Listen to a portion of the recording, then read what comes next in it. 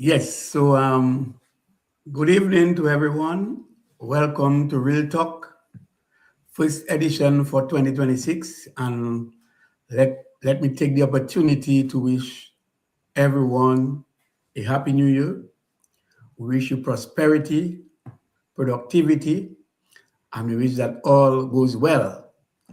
It is often said that, we make New Year's wishes. I don't know how much of that we achieve at the end of the year when we measure what was planned against what we achieved. But I do know that, sometimes it is best that you go with the flow. However, in the absence of a plan, one is more likely to fail. So we still admonish that you would keep some easily reachable targets for, for your New Year's wish and just keep to them and work towards it, and probably you will see some results. But for those of you who have made wishes in the past and probably have fulfilled most of them, we congratulate you. But we also let you know that a man only see what you work for. The point is, you will always reap what you sow. So if you put in less time, in terms of productivity, you do expect to harvest very much. But if you put in quality time and time well spent, well planned, well managed, well supervised, well controlled, then I suspect that you will reach the target. So we just want to wish you success in your future endeavors. So as we say, welcoming everyone to Real Talk. Tonight we have our esteemed political leader, Dr. Thomson Fontaine, world-renowned economist. And we always say so to remind you that this gentleman has put himself forward to rescue Dominica. And, he could have been anywhere else, but has chosen to be in this beloved country where he's continuing to fight for the well-being of Dominicans in order to improve quality of life. So, Doc, good evening to you. Happy New Year to you. Yes, so man, believe it or not, we are in a new year. 2026 is here, and man, it started with a bang, as we say. So much has happened in those few days, in these 4 to 5 short days of the year. That makes us believe that this year will be quite an interesting one, and I think that's an understatement. But it's certainly shaping up to be one of those years that will be quite memorable, I believe. Oh, yes, certainly. And so straight off the bat, we have observed even before 2026 that we have been on the road engaging with the respective communities and constituents around Dominica. And it is our role and duty, as was bestowed on us by the delegates of our party, to do the work.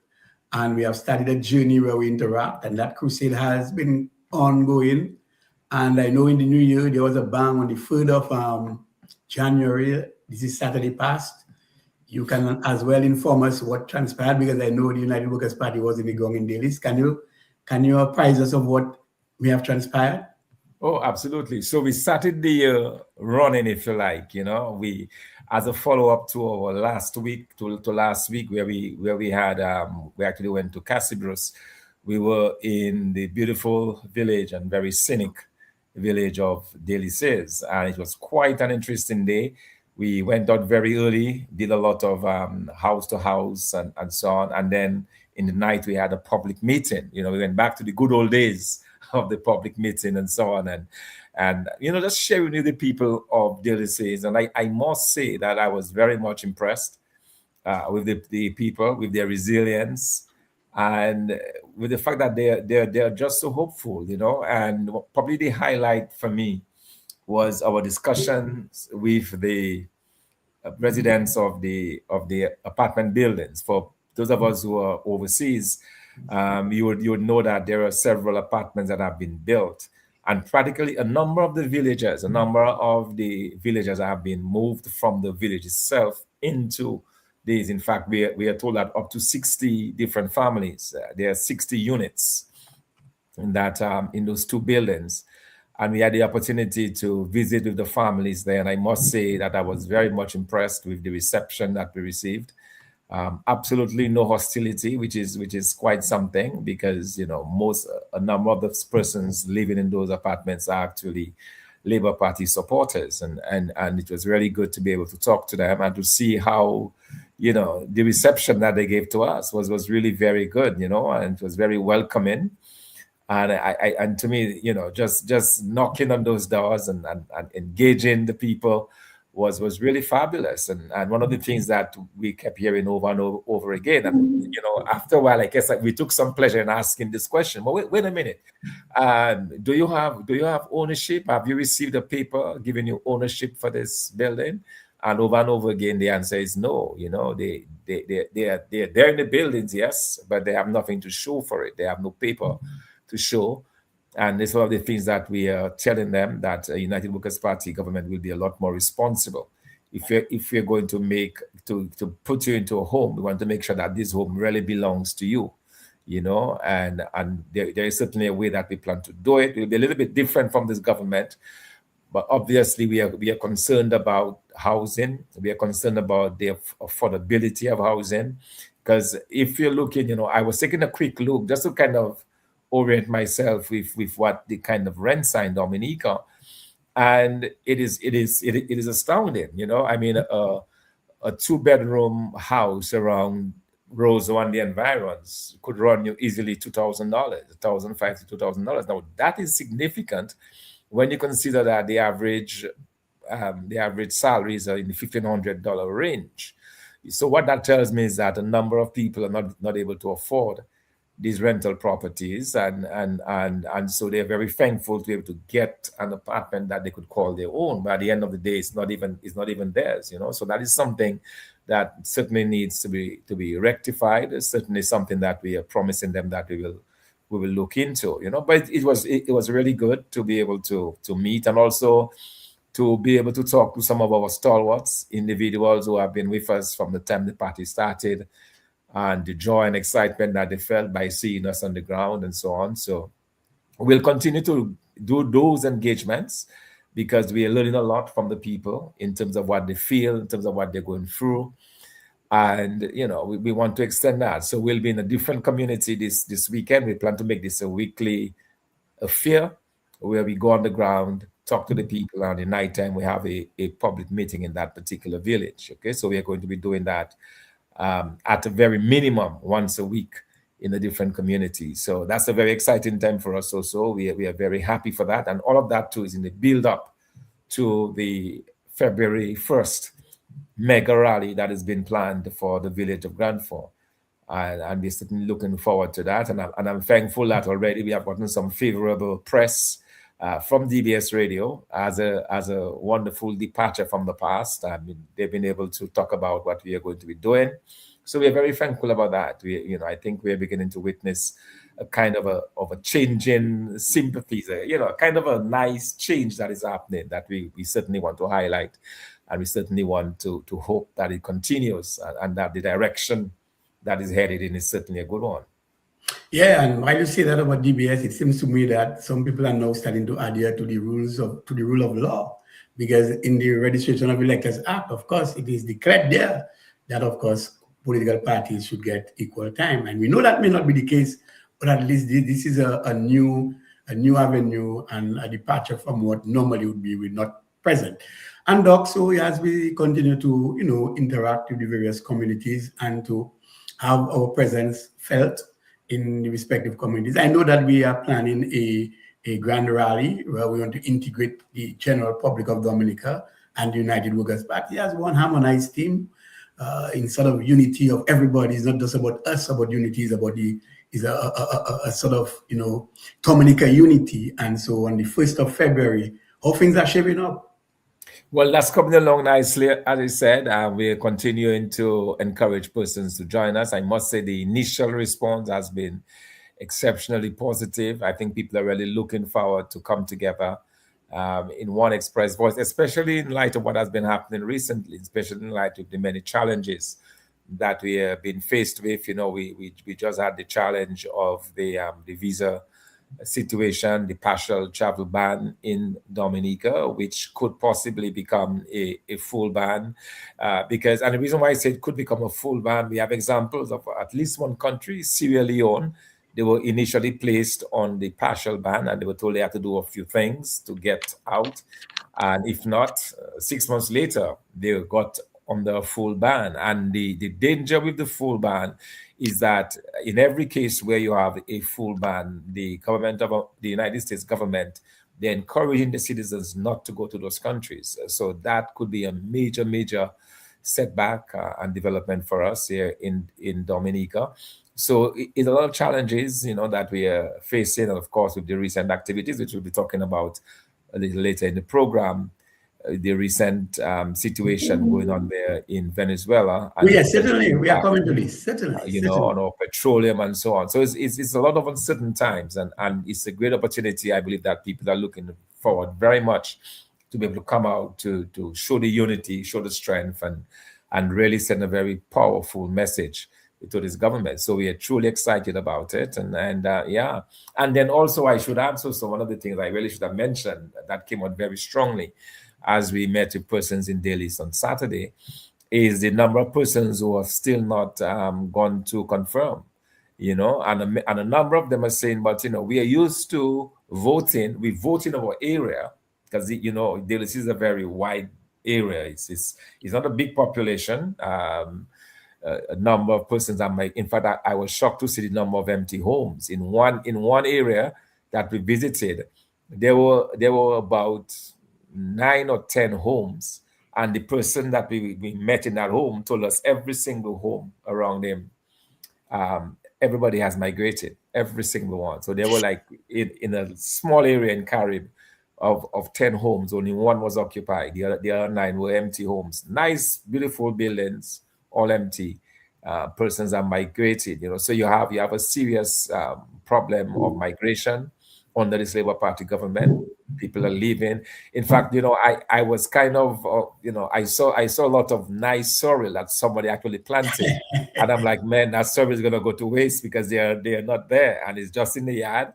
It's not been harvested, and it will go to waste, obviously, But that's the situation that we have, where a number of persons are leaving the island, and they're just not there. But those who remain, though, are telling us that they have difficulty in actually even going to the confirmation center because they have to displace. They have to almost be displaced, to go all the way to another part of the village.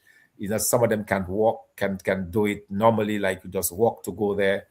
And so we have to arrange now to arrange transportation and so on to make sure that those persons get confirmed. So we have a lot of work to do in that regard, in terms of helping people who want to confirm. And then you have the added problem, of course, of persons not having the required documentation, no passports, no social security, no driver's license. And now we need to absolutely find a way for this electoral commission to really reintroduce SRO 39, which will allow, or SRO 27, sorry, which will allow persons to confirm with birth certificates. So we are still hopeful that will be able to be done, that we can get that done as we move forward.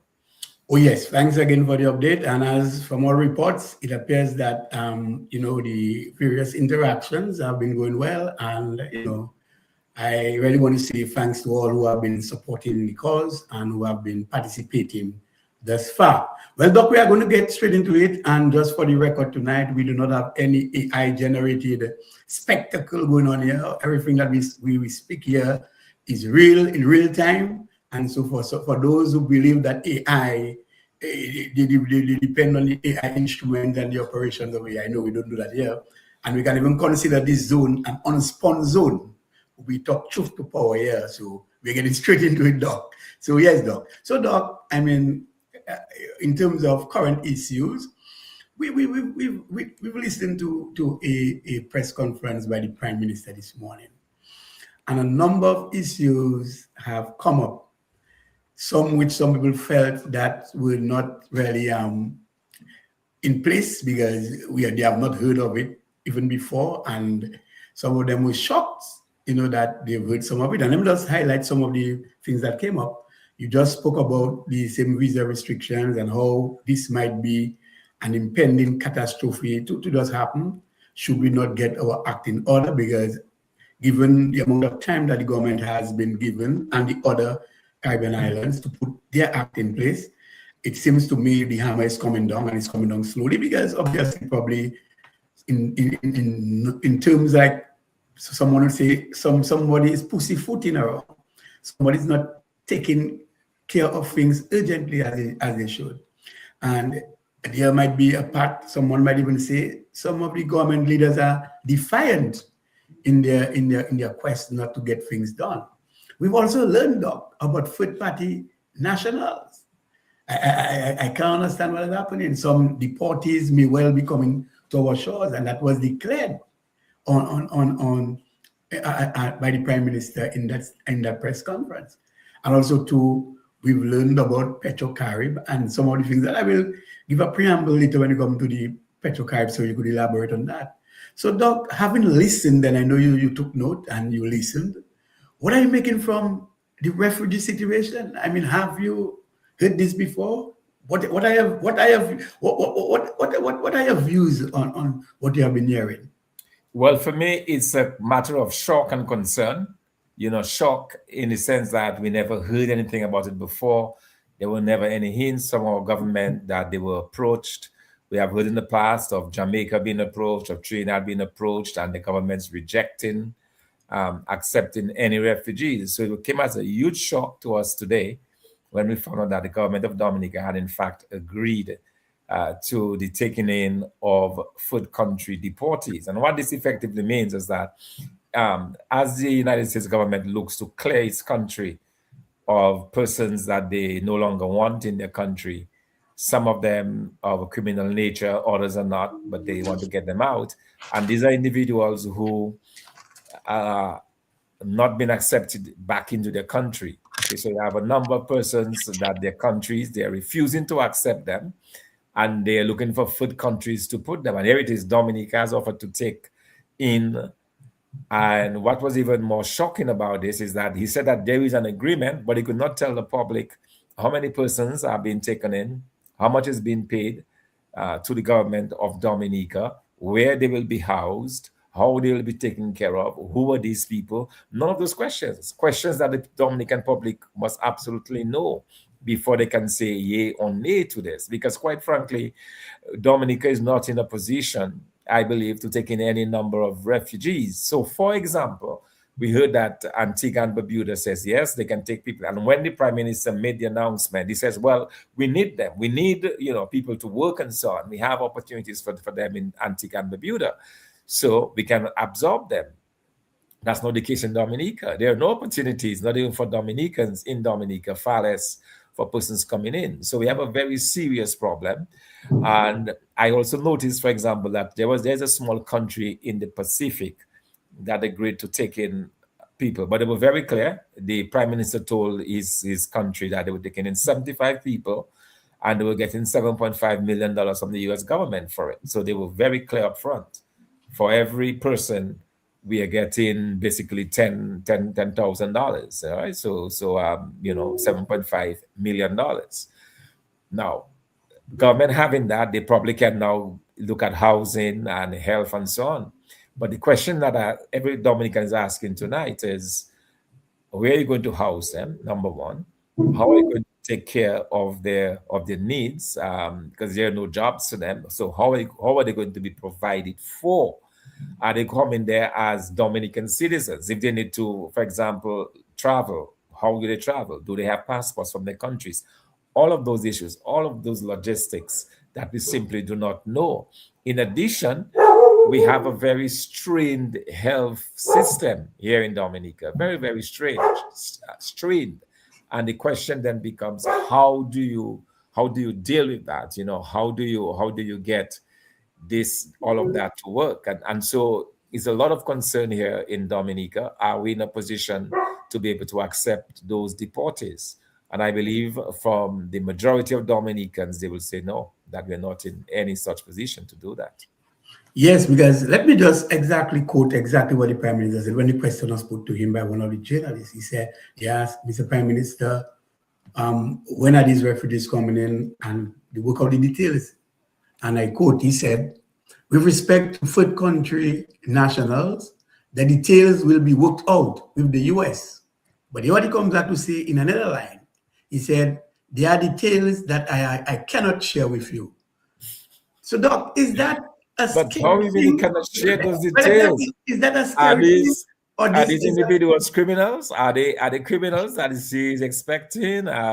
Is he going to take in people? I mean, can our police forces handle that? We don't have intelligence services here in Dominica.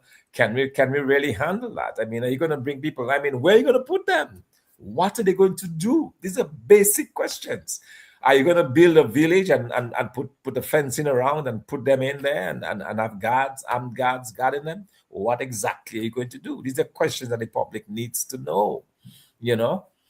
Yeah, and so people are asking, is it a scary thing, or does this concern Dominican citizens? And I will say, to me, this has not been discussed. We have not heard any parliamentary debate on the matter. I don't know if cabinet has sat on it and they took a decision. That I know has never made news, so it's news to everybody. And I don't know how a major decision of such would not be in the best interest of the government to declare that is what is going to happen and to inform citizens that, because we don't know the people's background. We don't even have an inventory of who is coming, their skill set, nothing. So you just agree, you said with your own words, with respect to the food country nationals, the details will be worked out. But there are things that you cannot tell us. I mean, this is just contradictory. So I don't know where we're going with that. But Doc, another issue that came out, and it seems the Prime Minister is a little bit hesitant in actually putting a position forward with Dominica as a sovereign nation. Of course, we are an independent nation, and I'm sure our leaders may have knowledge as to what is happening with respect to what is happening in Venezuela, because they have been involved, they have been discussing the matter. They are aware. Our government is friend to the US, also friend to Venezuela. So there's no doubt that they have been following closely.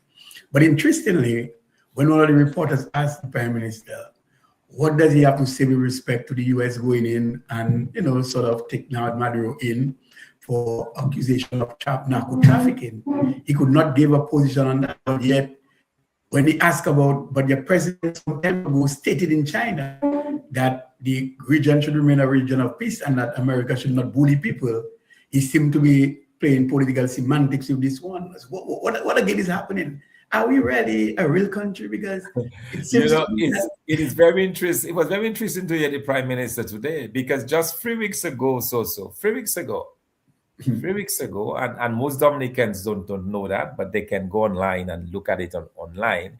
It was widely reported, but not locally. It made the news in Venezuela at the 25th summit, ALBA summit. It was held virtually, a summit that was chaired by Maduro, his last major engagement, a summit in which our Prime Minister spoke. And he was referring to the US as an imperialist. He was referring to the US as bullying, and so on. Some of the very same words that I saw he was running away from today.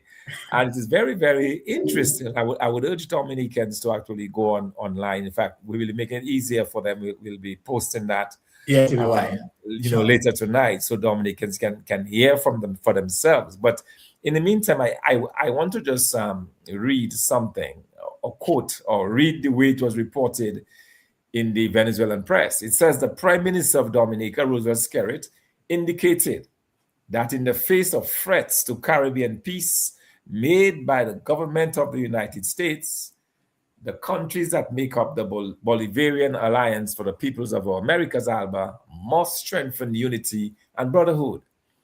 In the face of what is presented, and that's a direct quote from the Prime Minister, in the face of what is presented to us, this is a time when we must be more united. It is a time when we must show our solidarity with each one of us, he said. The Prime Minister also argued that this threat to peace and stability in the region by imperialism is a test that history is presenting to us. So he reiterated his call to continue advancing in the unity of the countries that make up ALBA. And listen to what he told Maduro in particular. This is not the time to be afraid. This is the time when we must strengthen our ties of cooperation, of complementarity, of brotherhood. He urged, while recognizing the leadership of the president of Venezuela, Nicolas Maduro, to guarantee peace. I want to congratulate the president of Venezuela for continuing the legacy of President Hugo Chavez and choosing the path of peace, of dialogue, of commitment to diplomacy at all levels, emphasizing that Dominica quotes, "We will continue to demand respect for the sovereignty and self-determination of peoples." That was the Prime Minister 3 weeks ago, talking to the Venezuelan people. Exactly. So providing moral support to Maduro, patting Maduro on the back with all the niceties of a dictator, cuddling up to a dictator, because we know what Maduro has done. In fact, the numbers are coming out, and that is not, I'm not commenting now on the action of the United States, but I want to just comment on what is happening in terms of the dictatorship that we've seen in Venezuela. But here it was our Prime Minister vowing to strengthen ties with Maduro. And here are the numbers coming out of Venezuela. Under the Maduro 12 years, just about 12 years of ruling Venezuela, 10,185 executions, 17,400 political arrests,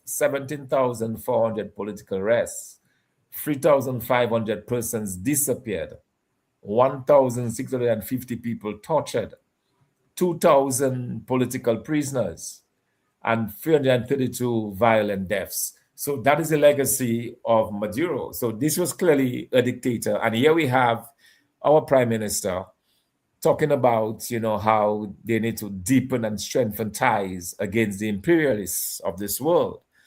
And now that has happened, you wonder what exactly is his position. But it's very interesting to hear him today. No talk of imperialism, no talk of respect for the Alba countries and so on, But clearly that is a dictator. And we saw the Prime Minister himself trying to walk in the footsteps of Maduro in terms of what he's done to his political opponents.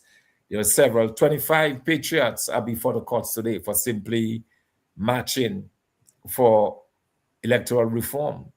Very peaceful protests. No police officers hurt, no buildings damaged, nothing. No damage to property, no damage to law enforcement officers and so on. Yet 25 persons, including myself, before the courts facing charges. Previously, Lennox Linton, Edison James, myself, and others brought before the courts, dragged through the courts for 7 long years. So we see the tendencies, and that's what he meant when he talked about deepening the bond of friendship between Venezuela and Dominica, to do more like Venezuela is doing. So it was very interesting to hear his comments today, and almost a climb down from those comments that were made just 2 weeks before Christmas. Yes, certainly. I have paid close attention to all of what he has said, and this is frightening. And interestingly, when he said to Maduro, keep up the fight what? To continue to jail people, to continue to persecute people, for people to continue to disappear on their watch, to actually, slaying people. What is this? And really, there's a saying, show me a company and I'll tell you who you are. So the point is, this legacy, he seemed to be very proud of Maduro's record with respect to the record in the way that he dealt with his political opponents, and that he's calling him not to be afraid and to stand up to the imperialists, or let us all stand up to the imperialists. That is what he's saying. But what he doesn't know, even if he was speaking in a Spanish atmosphere, well, the point is, all these things are not censored, They go up because Maduro wants the world to know that I have something. So again, it will be dead. And I don't want to say or to even, speculate what has been happening in the past. But show me your company, I'll tell who you are. And he has shown us who he is by the company that he's followed over the past years. But another interesting area of concern, and I take notes particularly because this one interests me, and I just want to give a little background about it, because Dominicans are aware that we had a deal with Venezuela some time ago under the Petro-Caribbean arrangement, where I think we got a 20-year deal and we got a loan to be paid back after 20 years at 2%, and we had a grace period of about 2 years.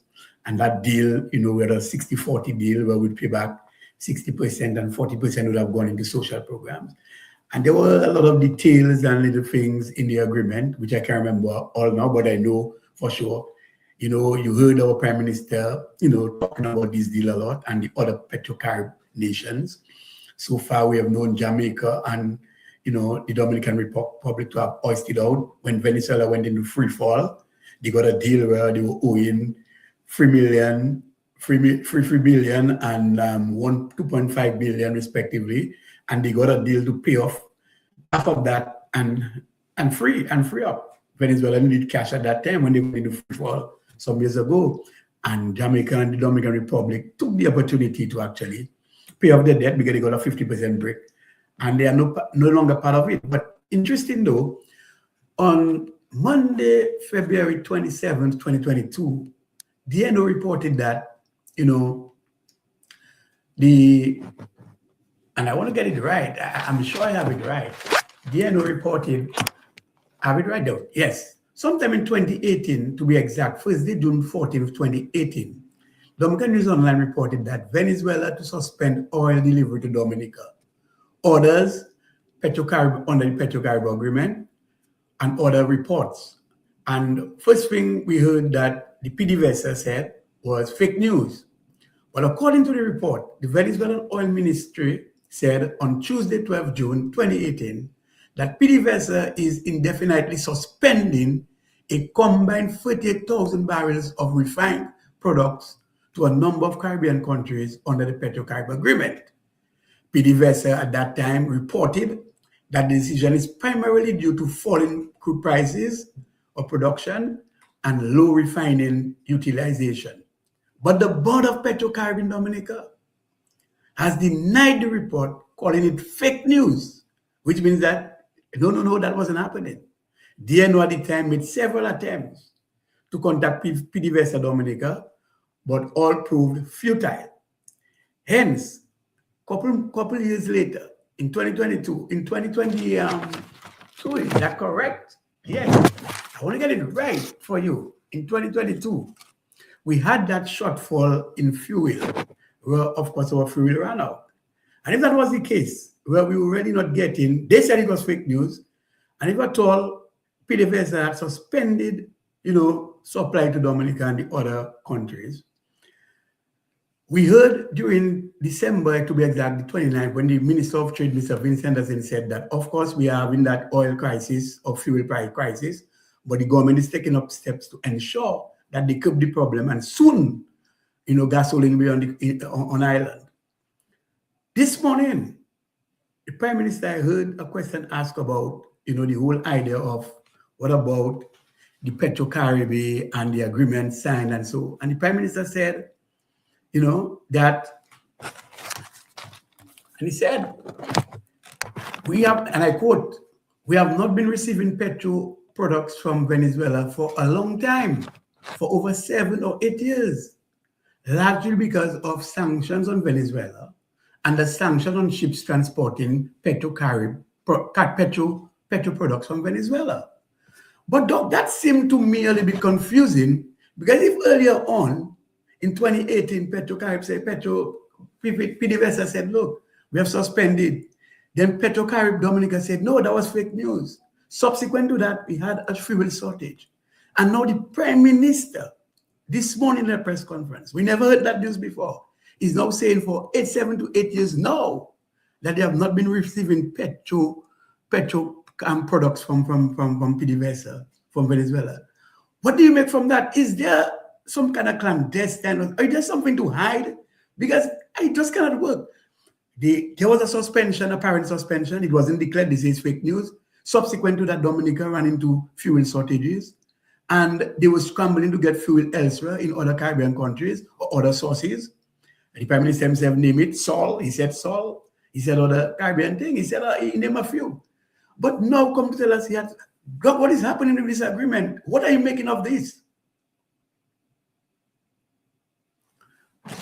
Doc, it seems that you are muted. Yes. Yes, okay. The response by the prime minister was a bit intriguing, and for many reasons, because the relationship between Dominica and PDVSA is an interesting one. And the question came up in the context of the fact that in this indictment, PDVSA is accused of facilitating drug transshipments to the United States.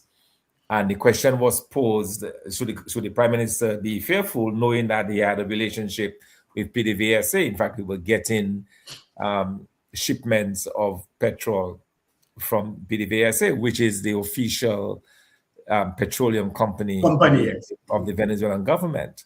Mhm. And we also know that the arrangement, as you rightly pointed out, on this Petrocarib agreement was that the government would purchase the oil 60-40. They would buy the petrol, the diesel from Venezuela, from PDVSA, and they would give them 60% upfront. Okay, so if they collect $1,000, they would give Venezuela 600, and then the $400, the 40%, they would convert that into a loan. The government of Dominica decided they were not going to give anything back to Venezuela, and so we built up a substantive debt to Venezuela over the many years. And a few years ago, there was a very much surprise decision by PDVSA to cancel that debt forgiveness. It was close to $200 million. So that is monies that really were still in Dominica, if you like, still were in the hands of the Dominican authorities, because they never gave that money back to Venezuela. So $200 million was the agreement. So that was one very strange thing. We never could get answers about what exactly, why were the debts forgiven and where the money was going to go to. None of those answers were forthcoming from the prime minister and from his government.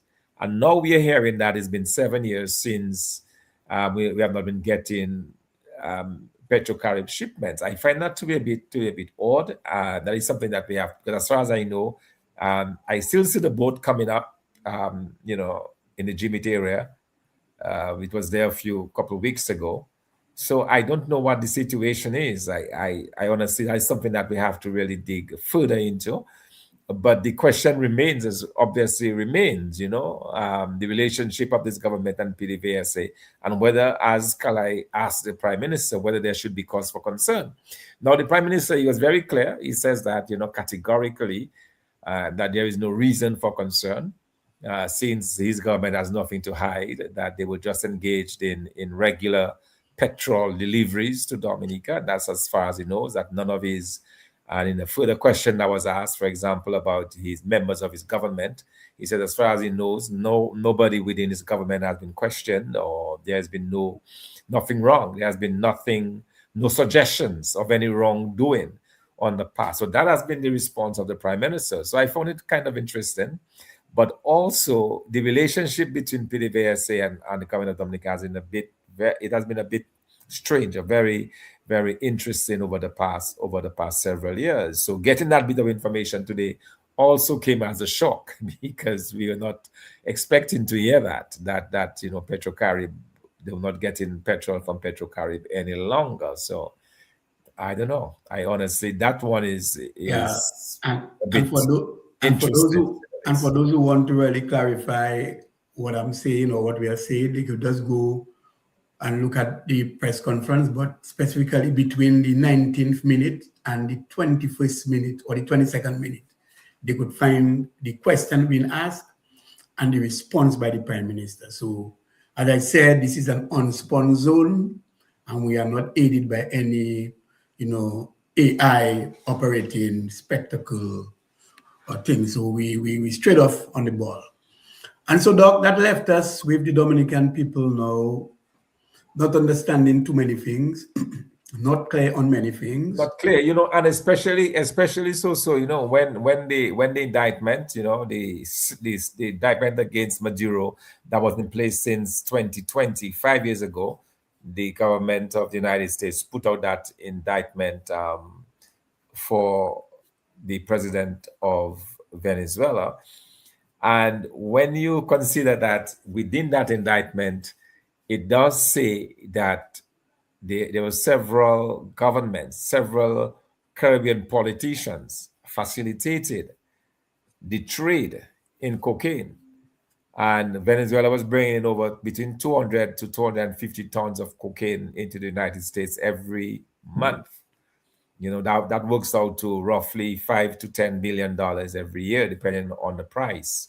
That's a significant amount of money that found its way into the hands of different individuals. But the interesting point to note is that within that indictment, it does not name any prime ministers, it does not name any government officials. It simply says that to facilitate the trade, that when the cocaine came, because as you know, Venezuela and Colombia shares a common border.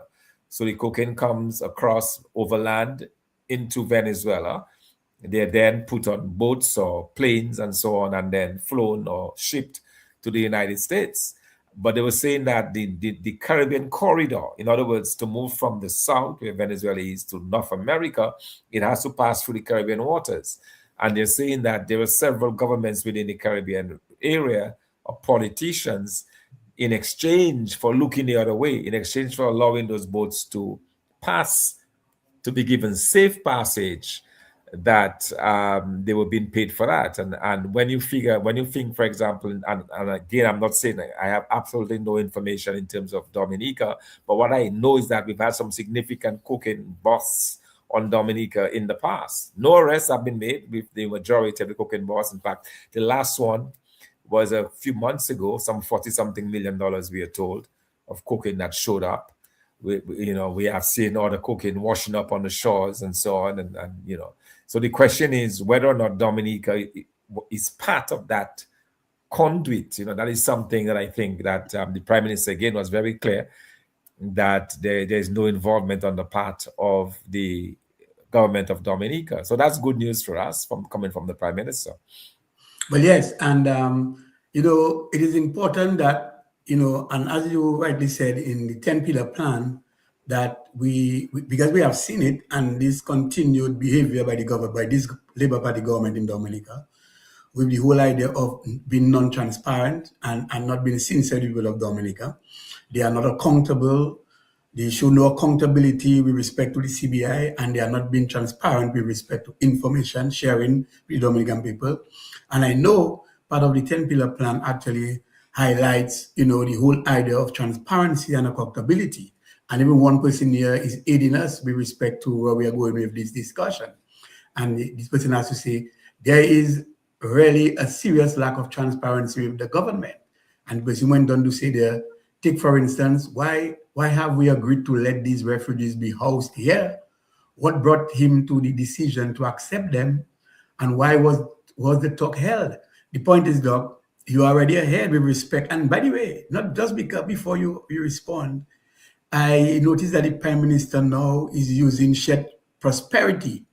And by no means he had those words covered.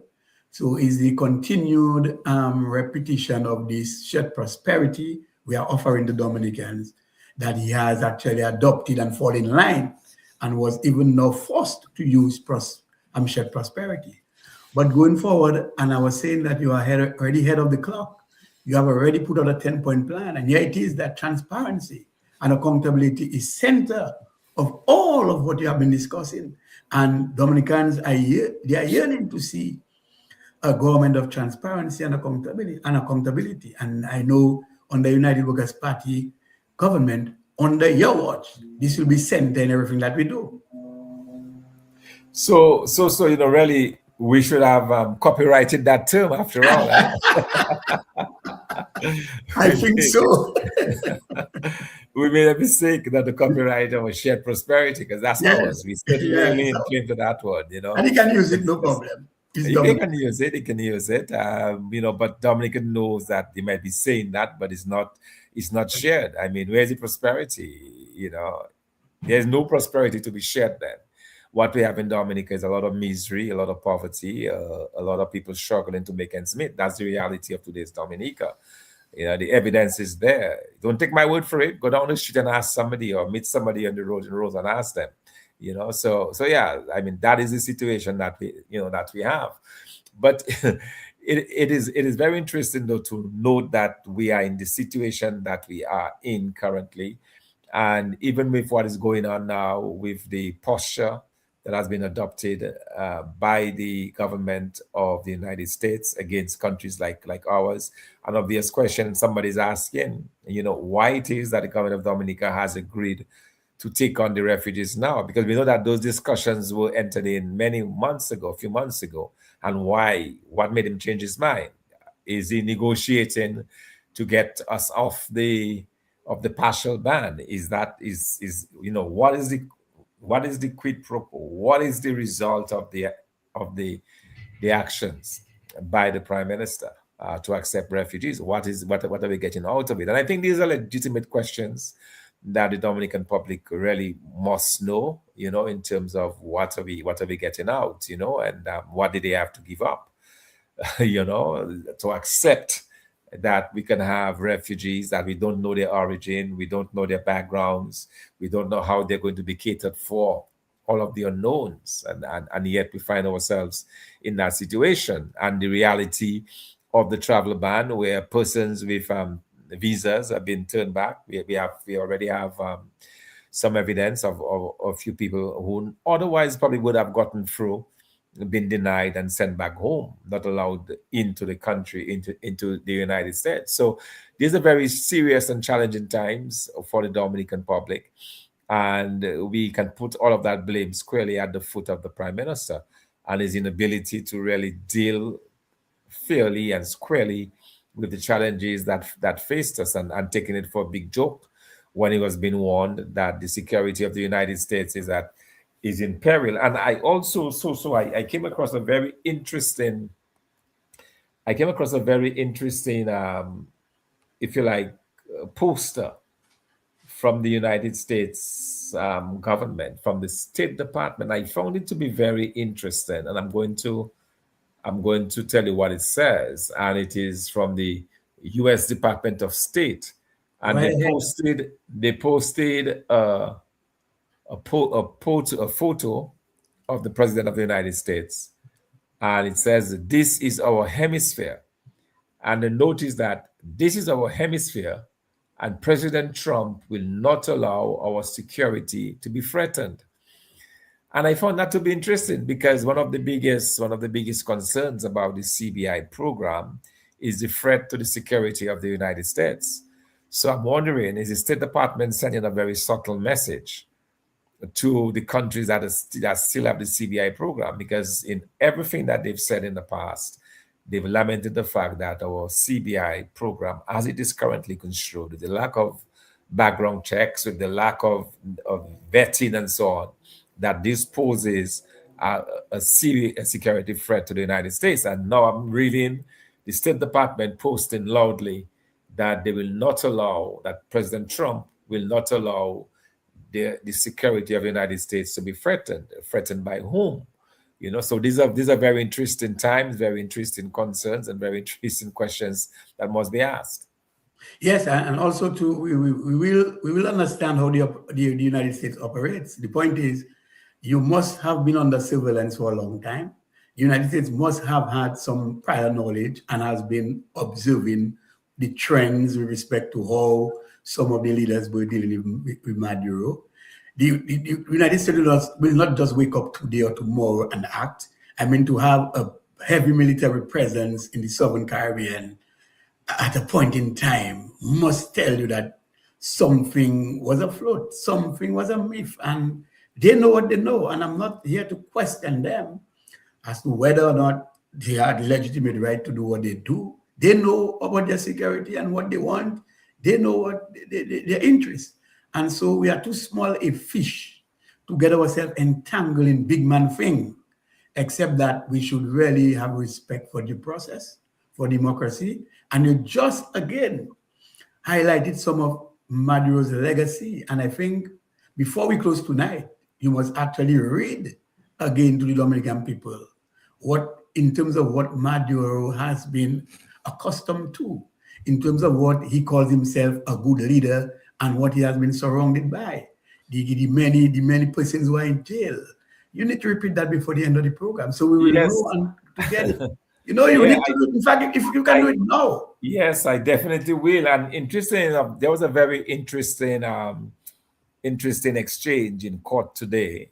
I don't know how many of you were following this, but towards the end of the proceeding, as Maduro was being led away, a Venezuelan gentleman who came all the way from Florida to sit in the court confronted him. Very, very people was stunned, and basically told Maduro, that he will pay for everything that he's done to the Venezuelan people. He will pay for it, and then Maduro points to the skies and say, "No, I'm a man of God. I'm a good man. I'm a man of God." But here is the legacy of the man of God. Yes. And that's the reason why I say that our prime minister should not be cuddling up to somebody like that. Right. 10,185 executions under his watch. 10,000 Venezuelans executed. 17,400 persons in jail under the class of political prisoners. 17,400. Over 3,500 have disappeared, never to be seen by their families. Over 1,650 have been tortured by the administration. 2,000 are political prisoners. Sorry, 17,000. Sorry, that there's a small. It's 17,400 political arrests that have been made, not detained. 2,000 of those are now prisoners, but there have been over 17,000 persons arrested, and 2,000 are now languishing in jail, and over 330 violent deaths that has occurred in that country under his watch. So that is a gentleman who now claims to be, the son of God or the servant of God, but is charged or is accused of doing all of these things, and he's the person that the prime minister was saying that we need. Tell him, don't be afraid, comrade. Let us strengthen and deepen our bonds against the imperialists that are trying to get rid of us. So it is very interesting what signs that we have actually chosen in this ongoing campaign. Yes, and interestingly, I mean, you've read the figures; they are clear. I listened to them, and many other persons have listened. What I did not know is how many persons took refuge in terms of neighboring countries under this regime. Over 7 million Venezuelans left under Maduro from a population of some 30,000, 30 million. 40 million people. 40 million, yes. You see, million. So that's not good enough. But 7 million. I mean, that's a lot. That's the biggest migration of a population in the world in the recent past. The only country that surpassed that is Syria, in terms of the millions of persons who were forced to leave their homes, not because they're just going to greener pastures. These are people who were simply forced because they feared for their lives. For example, the president who won the last election, or the presidential candidate rather, who won the last election, because we know that the last election in Venezuela was actually stolen. Maduro simply did not count the votes. When the votes were counted, it was clear that the opposition had won by a big margin. So he simply did not count it. And the gentleman who won that vote was forced to go into exile because he was being hounded down to be arrested and thrown into jail. And he narrowly escaped and is now in exile in Spain. So this is a dictator for all intents and purposes, and this is the man that our prime minister considered to be a very good friend, and was encouraging the other Caribbean leaders to deepen their bonds of friendship and relationship with him. Yeah, so sad. And if I had a choice in the matter, I would have preferred to make friends with a world-renowned economist. Yeah, I am with him, so that's better. I'm in a better position. Absolutely. I have no question. Nothing to worry about. You No, can I have no sleep with your eyes question. closed. So the Americans will not come after me because I'm associated with world-renowned economists. No way. I think they'll be happy about it. Eyes closed for sure. But Doc, interestingly, we wonder where the genesis of that whole idea of food country nationals or refugees coming in. But remember, to sometime in the parliament, the prime minister himself has sort of mentioned the intake of Palestinians, and at the time Dominicans were shocked when they heard the prime minister talking about Palestinians. So some people are now questioning whether or not the prime minister at that time was in negotiation in that situation, and he just wanted to preempt something for a national debate. Well, haphazard, because we did not have a debate on it per se. But I know at the time persons were concerned about, what is that about? Where are we going? The persons who cannot even speak our language and the culture and so many different things that, just so different from us. And here it is today, the pronouncement through a press conference. And I suspect just how his ministers who were present, some of the ministers who were present, just how they were shocked. I suspect some of them were shocked for the first time they may have been hearing that. Yeah, It yes. appears to him that is a unilateral decision taken by him and him alone. And that is why some of them were in awe, like the whole world and myself and yourself and others. So again, this is a prime minister who we know, who does things and, come after the fact. And we know that he's a man who doesn't have transparency. He's not been given account of our CBI. See where we are with CBI.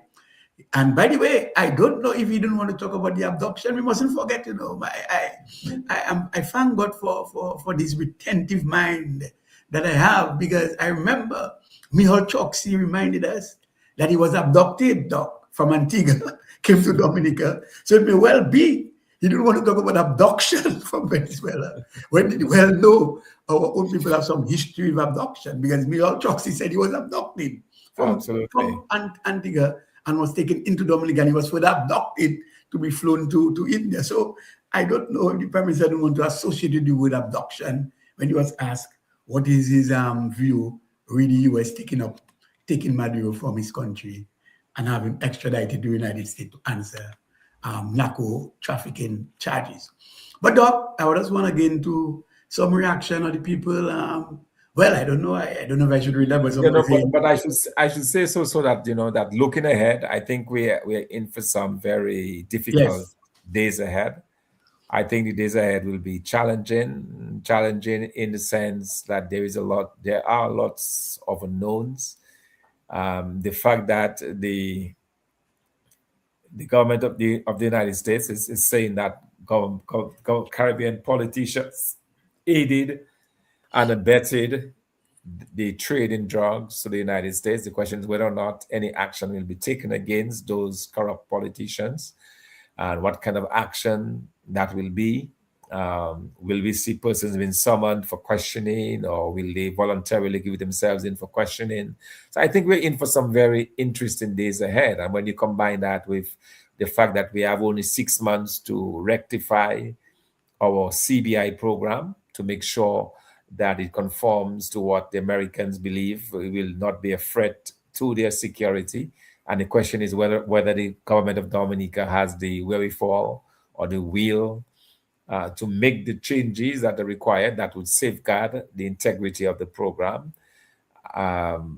These are all left to be seen, and the fallout. What will Maduro reveal to the U.S. authorities as he probably try to, take care of himself and see how, if he can probably get less jail time or so on, what kind of deal he will broker with the United States. So I think a lot of interesting things to look out for.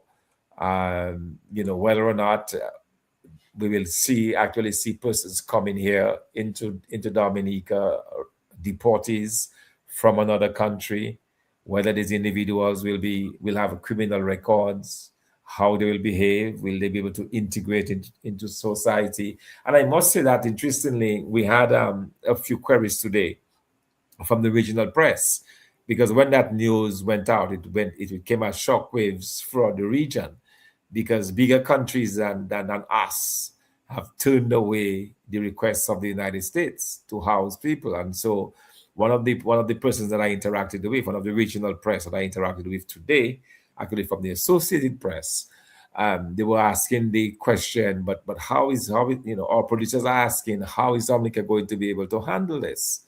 Do they have the resources? Do they have the wherewithal to handle an influx of deportees from the United States? So people are asking those questions already. And, so it will be some interesting days ahead for us to see exactly how this thing rolls out, whether in June of this year. We want to see whether or not we will pull back or whether or not will be imposed with a full ban by the US government. That is something else. And in between, what will happen? What else will take place in our region? So a lot of things to look forward to, very interesting times, and certainly we should continue to be prepared for whatever comes. Yes, and even so, the Prime Minister tried to gain some sympathy and trying to think that people are waiting for something catastrophic to happen to his government so they will see no more of him. Mr. Prime Minister, let me tell you something. No one is trying to let anything happen in Dominica. You have caused us all of the pain, all of the international pain that we are going through right now. You have Dominicans who are sorting to sort out themselves from a green card stage to citizenship stage, and they are getting repulsion based on policies by the United States. The United States have a right to protect itself and its citizens and its country.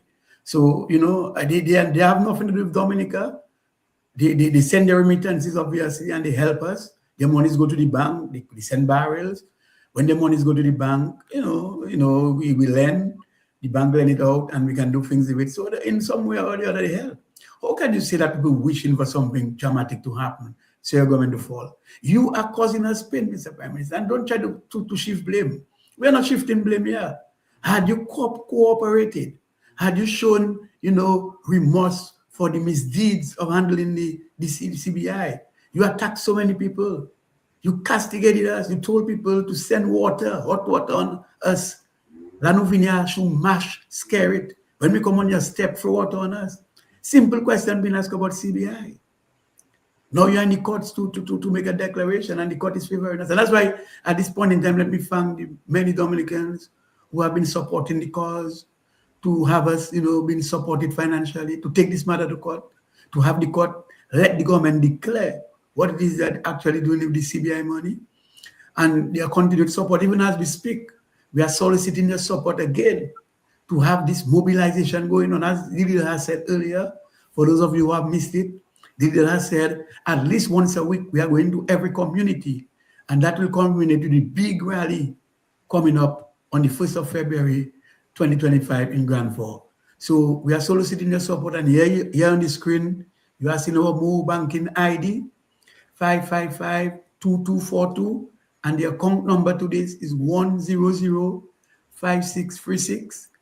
You can support us, put money in this account. We need it to bus people, to transport people, and to make sure that we have a good setup so that you will be pleased with the outcome. And also, too, you can visit our website, www.uwp-dominica.com.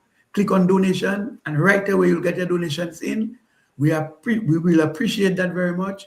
We have been soliciting your support all along, and we ask you to pay attention to the numbers and the website on the screen so that from time to time, you could write it down, and from time to time, send something for us. Between now and the end of January, if you actually, respond to this call, we'll be in a good financial position to have a pleasant and decent rally, so that something that you'll be proud of, and to know that the ground is shaking now, because I know he's shaking. You could see the Prime Minister in the press conference today. He wasn't himself. He was disoriented. He was discombobulated. I don't know that term of the word, but I know it was used somewhere, and I'm just using it. I think I first heard it from, Dr. Francis Sever from UE. Discombobulated. Doc, if you were listening, call me and tell me what is the meaning of that word. But he wasn't himself. So our mobile banking number again, ID 555-2242.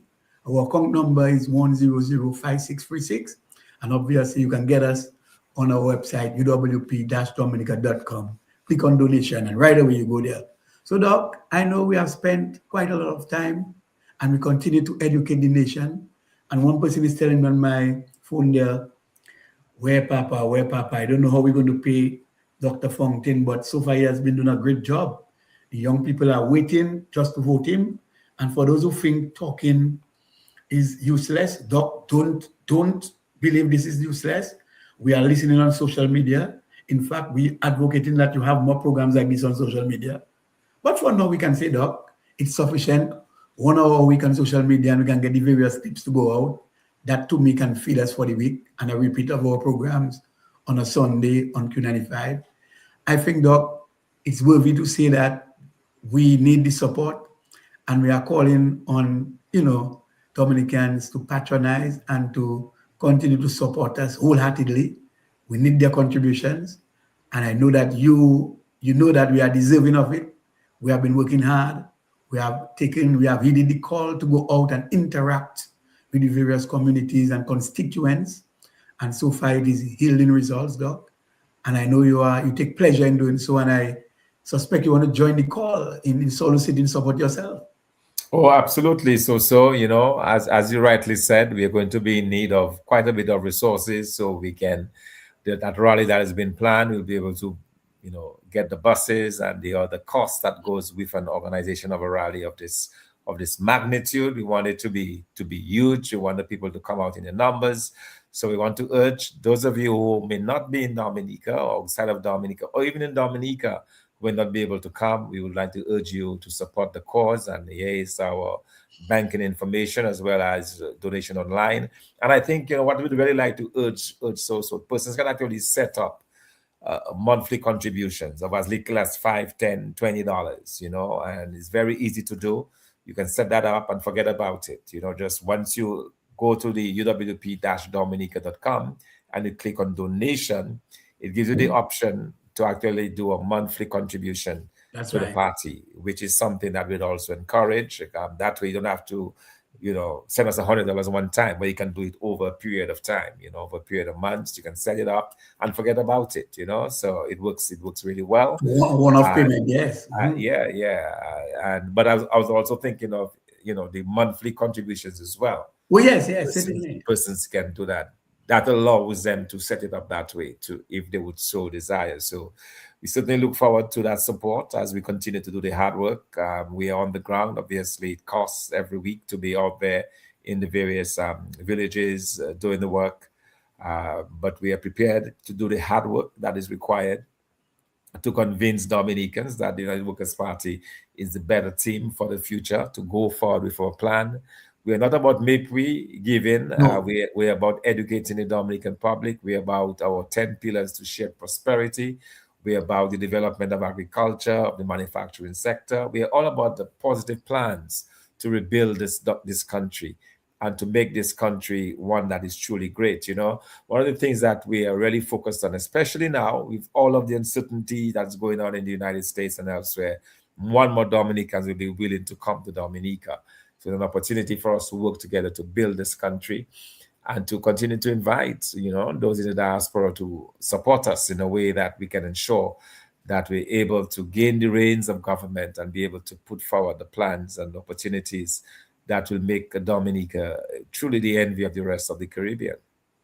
Yes, and someone is just asking, is contributions accepted outside the Privo City Mall? No, not at this point in time, but if you would like to use a food party to actually send us money or to make a contribution, we have our office on 6 River Street. You can find that blue office there close to the car wash Lower River Street, and you can go to the office and make your contributions, or you can have someone do that on their behalf. And so, again, this major rally coming up in Grand Fort. Which is in Grand Fort, yes. In Grand Fort. Talking about Sunday, the 1st of February in Grand Fort. All roads lead to Grand Fort, so you have enough time advance to plan. And all roads lead to Grand Fort. And for those of you who want to make contributions locally, you can actually walk in the office and put your contribution. We'd appreciate that very much. So, Doc, we have come to the end of the program. But before you make your closing remark, let me just read something there. We've seen somebody saying that, don't forget the Prime Minister said that he run things. And somebody's also saying that the Prime Minister is acting alone. He alone decided to take refugees. We don't know who is responsible for housing them. How much did he get to accept them? It looked like Dominica is scared estate. We need to demonstrate to make the man resign. Thank you, all of us, and for the good work. Our Prime Minister, real doctor with PhD, good night. Listening to you, Doc. He said, well, we know a man is a double doctor. I don't really get a doctorate, but I know you to be a PhD man. Forget me, I'm not in that league yet, but I hope one day I can be in that league of doctorate. But the point is, we know for sure the people have confidence in PhD Dr. Thomson Fontaine, world renowned economist. So, Dr. Fontaine, enough been said, and at this time the clock is against us. Your final comments? Well, just to say, good night again to our many viewers, and to keep your eyes, peeled on what's going on in Dominica. It should be an interesting few months ahead. And also, we want to announce that we'll be holding we'll be continuing to inform the press of our plans, and hopefully this week we'll be doing our press conference that we'll be able to spread some more information to the general public. So it's an ongoing effort, and we want to again express our thanks to the many persons who continue to further support behind us as a party, who continue to further support behind us and ensure, and all of it to ensure that we turn out victorious. We want to encourage again everyone, especially our supporters, to go out there and do the confirmation process. It's very important that we do it. We again appeal to the Electoral Commission to allow the use of birth certificates and the picture IDs to make it easier and less painful, and to ensure, quite frankly, the success of the confirmation process, because as it is now, it's not going very well. And in the absence of the reintroduction of the birth certificate, that could very well be a disaster. So we again appeal to the Electoral Commission. We will continue to represent that to the Electoral Commission every chance, every opportunity we have.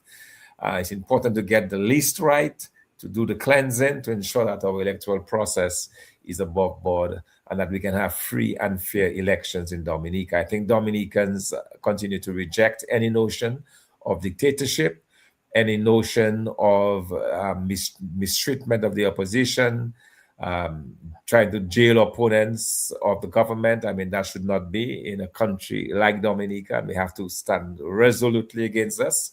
We have to continue to reject it and to really stand firm, on that notion that we can do better and that we continue to demand good governance and accountability here in Dominica. Good night. Yes, so thank you. And thanks to all those who have tuned in. We've taken some of your questions so that we'll respond sometime next week. Like, for instance, question that just came in there, whether or not the Chinese are still involved in excavation works at our next to our Central Forest Reserve. That will respond and give the answer next week. So until next time, I want to say thank you all for joining. And remember to donate. And remember the mobile banking ID 555-2242. And our account number to go with this 1005636. And obviously visit this website, uwp-dominica.com. Click on donation and it will give you the option to do your contribution. We appreciate the work that you do. May God bless. Continue to work hard. May God save Dominica. Thank you and good night, Doc. We appreciate your time. Thank you very much. Good night.